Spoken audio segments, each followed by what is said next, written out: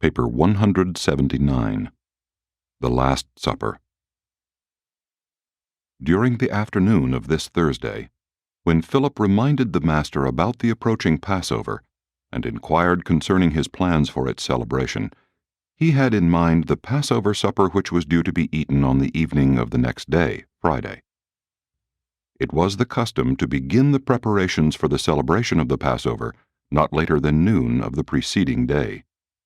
And since the Jews reckoned the day as beginning at sunset, this meant that Saturday's Passover supper would be eaten on Friday night, sometime before the midnight hour. The apostles were therefore entirely at a loss to understand the Master's announcement that they would celebrate the Passover one day early. They thought, at least some of them did, that he knew he would be placed under arrest before the time of the Passover supper on Friday night, and was therefore calling them together for a special supper on this Thursday evening. Others thought that this was merely a special occasion, which was to precede the regular Passover celebration. The apostles knew that Jesus had celebrated other Passovers without the lamb. They knew that he did not personally participate in any sacrificial service of the Jewish system. He had many times partaken of the paschal lamb as a guest, but always when he was the host, no lamb was served. It would not have been a great surprise to the apostles to have seen the lamb omitted even on Passover night, and since this supper was given one day earlier, they thought nothing of its absence. After receiving the greetings of welcome extended by the father and mother of John Mark, the apostles went immediately to the upper chamber, while Jesus lingered behind to talk with the Mark family. It had been understood beforehand that the Master was to celebrate this occasion alone with his 12 apostles. Therefore, no servants were provided to wait upon them. 1. The desire for preference. When the apostles had been shown upstairs by John Mark, they beheld a large and commodious chamber which was completely furnished for the supper, and observed that the bread, wine, water, and herbs were all in readiness on one end of the table. Except for the end on which rested the bread and wine, this long table was surrounded by 13 reclining couches, just such as would be provided for the celebration of the Passover in a well-to-do Jewish household. As the 12 entered this upper chamber, they noticed just inside the door the pitchers of water, the basins, and towels for laving their dusty feet. And since no servant had been provided to render this service, the apostles began to look at one another as soon as John Mark had left them, and each began to think within himself, "Who shall wash our feet?" And each likewise thought that it would not be he who would thus seem to act as the servant of the others. As they stood there debating in their hearts, they surveyed the seating arrangement of the table, taking note of the higher divan of the host with one couch on the right, and 11 arranged around the table on up to opposite this second seat of honor on the host's right. They expected the Master to arrive any moment, but they were in a quandary as to whether they should seat themselves or await his coming and depend on him to assign them their places. While they hesitated, Judas stepped over to the seat of honor at the left of the host and signified that he intended there to recline as the preferred guest. This act of Judas immediately stirred up a heated dispute among the other apostles. Judas had no sooner seized the seat of honor than John Zebedee laid claim to the next preferred seat, the one on the right of the host. Simon Peter was so enraged at this assumption of choice positions by Judas and John that as the other angry apostles looked on, he marched clear around the table and took his place on the lowest couch, the end of the seating order and just opposite to that chosen by John Zebedee. Since others had seized the high seats, Peter thought to choose the lowest, and he did this not merely in protest against the unseemly pride of his brethren, but with the hope that Jesus, when he should come and see him in the place of least honor, would call him up to a higher one, thus displacing one who had presumed to honor himself. With the highest and the lowest positions thus occupied, the rest of the apostles chose places, some near Judas and some near Peter, until all were located. They were seated about the U-shaped table on these reclining divans in the following order: on the right of the Master, John; on the left, Judas; Simon Zelotes, Matthew, James Zebedee, Andrew, the Alphaeus twins, Philip, Nathanael, Thomas and Simon Peter. They are gathered together to celebrate, at least in spirit, an institution which antedated even Moses and referred to the times when their fathers were slaves in Egypt. This supper is their last rendezvous with Jesus. And even in such a solemn setting, under the leadership of Judas, the apostles are led once more to give way to their old predilection for honor, preference, and personal exaltation. They were still engaged in voicing angry recriminations when the Master appeared in the doorway, where he hesitated a moment as a look of disappointment slowly crept over his face. Without comment, he went to his place, and he did not disturb their seating arrangement. They were now ready to begin the supper, except that their feet were still unwashed, and they were in anything but a pleasant frame of mind. When the Master arrived, they were still engaged in making uncomplimentary remarks about one another, to say nothing of the thoughts of some who had sufficient emotional control to refrain from publicly expressing their feelings. 2. Beginning the supper. For a few moments after the Master had gone to his place, not a word was spoken.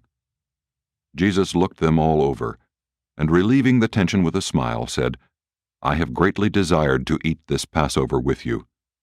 I wanted to eat with you once more before I suffered, and realizing that my hour has come, I arranged to have this supper with you tonight, for as concerns the morrow, we are all in the hands of the Father, whose will I have come to execute.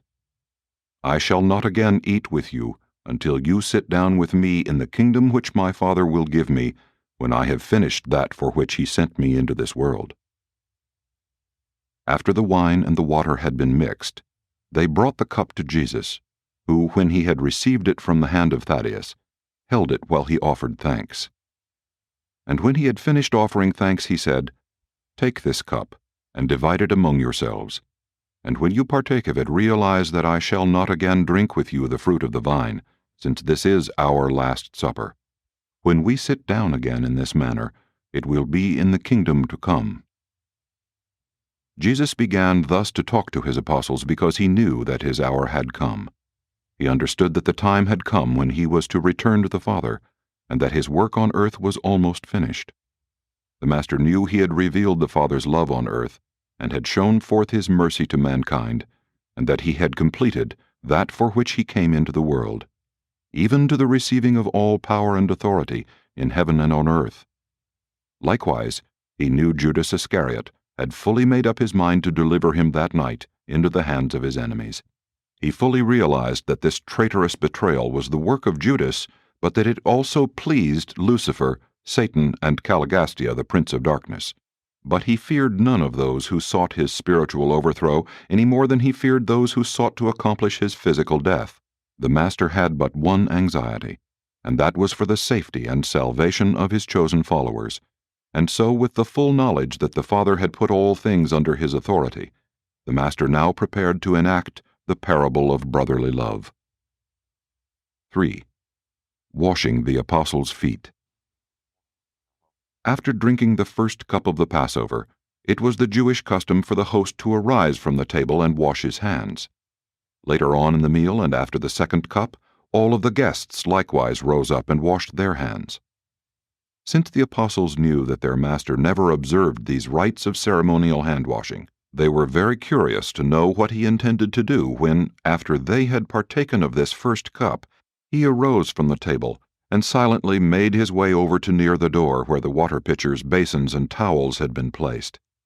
And their curiosity grew into astonishment as they saw the Master remove his outer garment, gird himself with a towel, and begin to pour water into one of the foot basins.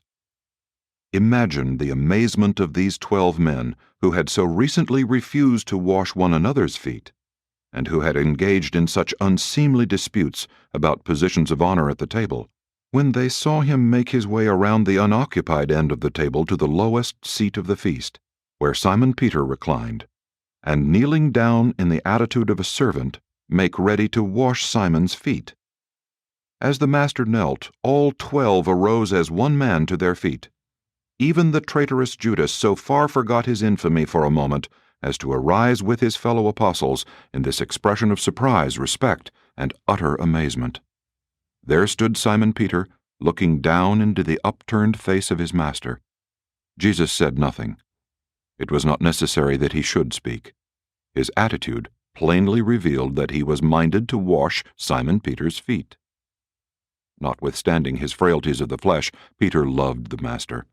This Galilean fisherman was the first human being wholeheartedly to believe in the divinity of Jesus and to make full and public confession of that belief. And Peter had never since really doubted the divine nature of the Master. Since Peter so revered and honored Jesus in his heart, it was not strange that his soul resented the thought of Jesus kneeling there before him in the attitude of a menial servant and proposing to wash his feet as would a slave. When Peter presently collected his wits sufficiently to address the Master, he spoke the heart feelings of all his fellow apostles. After a few moments of this great embarrassment, Peter said, "Master, do you really mean to wash my feet?" And then, looking up into Peter's face, Jesus said, "You may not fully understand what I am about to do, but hereafter you will know the meaning of all these things." Then Simon Peter, drawing a long breath, said, "Master, you shall never wash my feet." And each of the apostles nodded their approval of Peter's firm declaration of refusal to allow Jesus thus to humble himself before them. The dramatic appeal of this unusual scene at first touched the heart of even Judas Iscariot, but when his vainglorious intellect passed judgment upon the spectacle, he concluded that this gesture of humility was just one more episode which conclusively proved that Jesus would never qualify as Israel's deliverer, and that he had made no mistake in the decision to desert the Master's cause. As they all stood there in breathless amazement, Jesus said, "Peter, I declare that if I do not wash your feet, you will have no part with me in that which I am about to perform." When Peter heard this declaration, coupled with the fact that Jesus continued kneeling there at his feet, he made one of those decisions of blind acquiescence, in compliance with the wish of one whom he respected and loved. As it began to dawn on Simon Peter that there was attached to this proposed enactment of service some signification that determined one's future connection with the Master's work, he not only became reconciled to the thought of allowing Jesus to wash his feet, but in his characteristic and impetuous manner said, "Then, Master, wash not my feet only, but also my hands and my head." As the Master made ready to begin washing Peter's feet, he said, "He who is already clean needs only to have his feet washed. You who sit with me tonight are clean, but not all. But the dust of your feet should have been washed away before you sat down at meat with me. And besides, I would perform this service for you as a parable to illustrate the meaning of a new commandment which I will presently give you." In like manner the Master went around the table in silence, washing the feet of his 12 apostles, not even passing by Judas. When Jesus had finished washing the feet of the 12, he donned his cloak, returned to his place as host, and after looking over his bewildered apostles said, "Do you really understand what I have done to you? You call me Master, and you say well, for so I am. If then the Master has washed your feet, why was it that you were unwilling to wash one another's feet? What lesson should you learn from this parable in which the Master so willingly does that service which his brethren were unwilling to do for one another? Verily, verily, I say to you, a servant is not greater than his master, neither is one who is sent greater than he who sends him.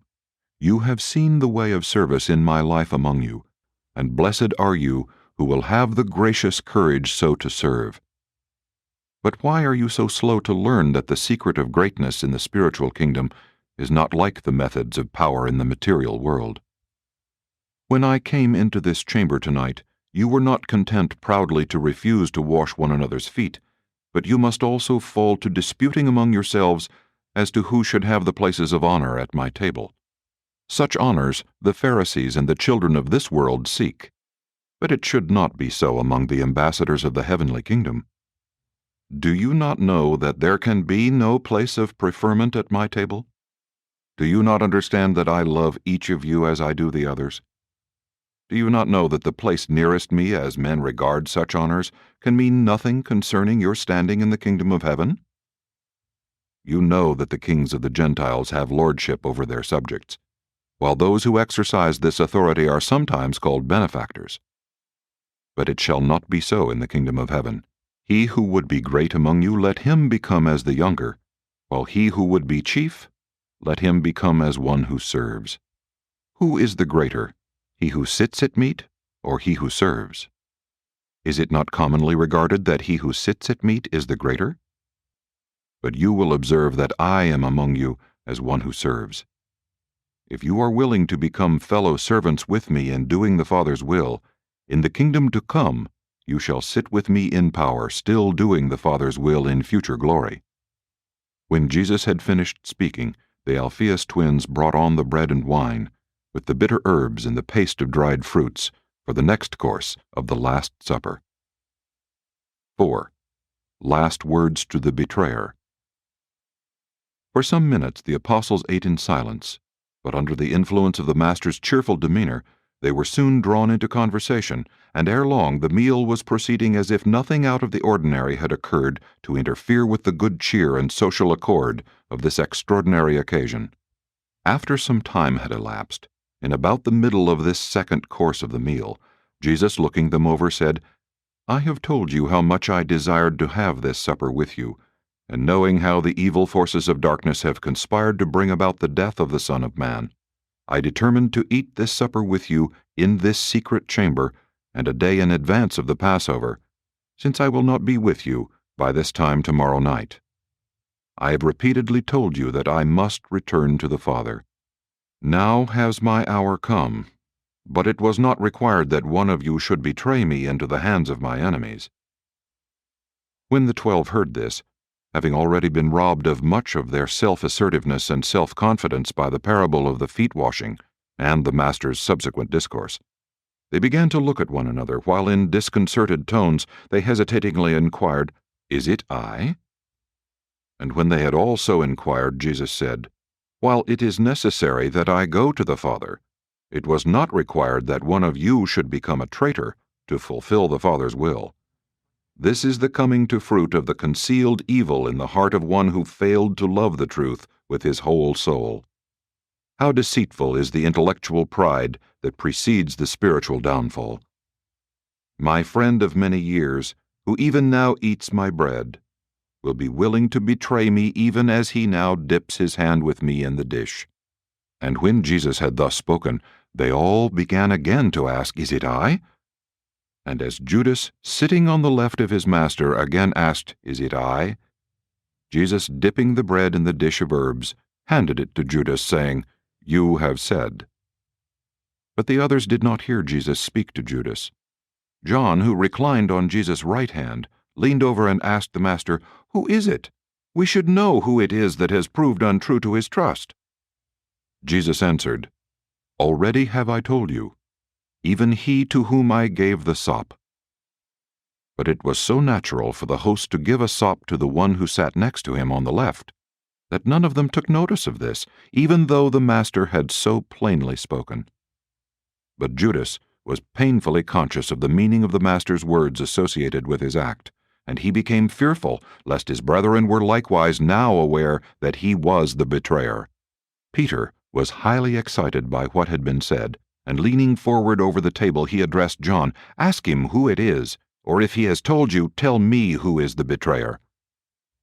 Jesus brought their whisperings to an end by saying, "I sorrow that this evil should have come to pass, and hoped even up to this hour that the power of truth might triumph over the deceptions of evil. But such victories are not won without the faith of the sincere love of truth. I would not have told you these things at this, our Last Supper, but I desire to warn you of these sorrows and so prepare you for what is now upon us. I have told you of this, because I desire that you should recall after I have gone that I knew about all these evil plottings, and that I forewarned you of my betrayal. And I do all this only that you may be strengthened for the temptations and trials which are just ahead." When Jesus had thus spoken, leaning over toward Judas, he said, "What you have decided to do, do quickly." And when Judas heard these words, he arose from the table and hastily left the room, going out into the night to do what he had set his mind to accomplish. When the other apostles saw Judas hasten off after Jesus had spoken to him, they thought he had gone to procure something additional for the supper, or to do some other errand for the master, since they supposed he still carried the bag. Jesus now knew that nothing could be done to keep Judas from turning traitor. He started with 12, now he had 11. He chose 6 of these apostles, and though Judas was among those nominated by his first chosen apostles, still the Master accepted him, and had up to this very hour done everything possible to sanctify and save him, even as he had wrought for the peace and salvation of the others. This supper, with its tender episodes and softening touches, was Jesus' last appeal to the deserting Judas, but it was of no avail.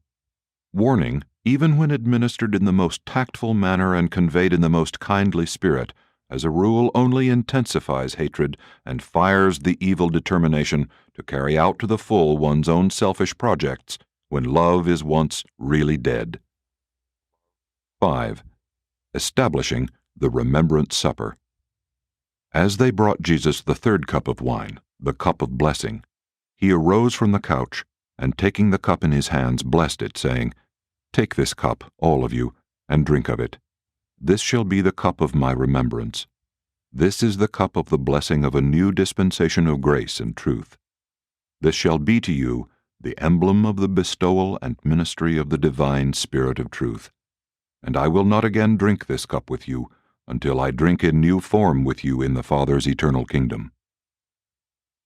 The apostles all sensed that something out of the ordinary was transpiring as they drank of this cup of blessing in profound reverence and perfect silence.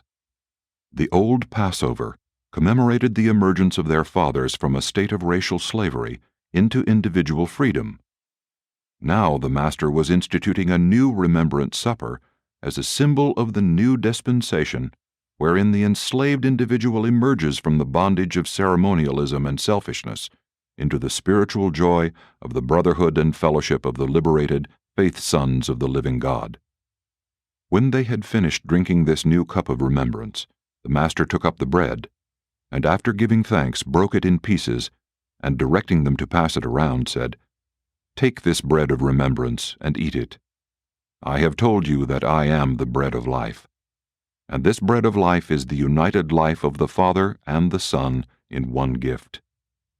The Word of the Father, as revealed in the Son, is indeed the bread of life." When they had partaken of the bread of remembrance, the symbol of the living Word of truth, incarnated in the likeness of mortal flesh, they all sat down. In instituting this remembrance supper, the Master, as was always his habit, resorted to parables and symbols. He employed symbols because he wanted to teach certain great spiritual truths in such a manner as to make it difficult for his successors to attach precise interpretations and definite meanings to his words. In this way he sought to prevent successive generations from crystallizing his teaching and binding down his spiritual meanings by the dead chains of tradition and dogma. In the establishment of the only ceremony or sacrament associated with his whole life mission, Jesus took great pains to suggest his meanings, rather than to commit himself to precise definitions. He did not wish to destroy the individual's concept of divine communion by establishing a precise form. Neither did he desire to limit the believer's spiritual imagination by formally cramping it. He rather sought to set man's reborn soul free upon the joyous wings of a new and living spiritual liberty. Notwithstanding the Master's effort thus to establish this new sacrament of the remembrance, those who followed after him in the intervening centuries saw to it that his expressed desire was effectively thwarted, in that his simple spiritual symbolism of that last night in the flesh has been reduced to precise interpretations and subjected to the almost mathematical precision of a set formula. Of all Jesus' teachings, none have become more tradition standardized. This supper of remembrance, when it is partaken of by those who are Son-believing and God-knowing, does not need to have associated with its symbolism any of man's puerile misinterpretations regarding the meaning of the divine presence. for upon all such occasions the Master is really present. The Remembrance Supper is the believer's symbolic rendezvous with Michael. When you become thus Spirit-conscious, the Son is actually present, and His Spirit fraternizes with the indwelling fragment of His Father. After they had engaged in meditation for a few moments, Jesus continued speaking. When you do these things, recall the life I have lived on earth among you, and rejoice that I am to continue to live on earth with you and to serve through you. As individuals, contend not among yourselves as to who shall be greatest. Be you all as brethren. And when the kingdom grows to embrace large groups of believers, likewise should you refrain from contending for greatness, or seeking preferment between such groups. And this mighty occasion took place in the upper chamber of a friend. There was nothing of sacred form or of ceremonial consecration about either the supper or the building. The Remembrance Supper was established without ecclesiastical sanction. When Jesus had thus established the supper of the remembrance, He said to the apostles, "And as often as you do this, do it in remembrance of me. And when you do remember me, first look back upon my life in the flesh. Recall that I was once with you, and then by faith discern that you shall all sometime sup with me in the Father's eternal kingdom. This is the new Passover which I leave with you, even the memory of my bestowal life, the word of eternal truth, and of my love for you, the outpouring of my Spirit of truth upon all flesh." And they ended this celebration of the old but bloodless Passover in connection with the inauguration of the new Supper of the Remembrance by singing all together the 118th Psalm.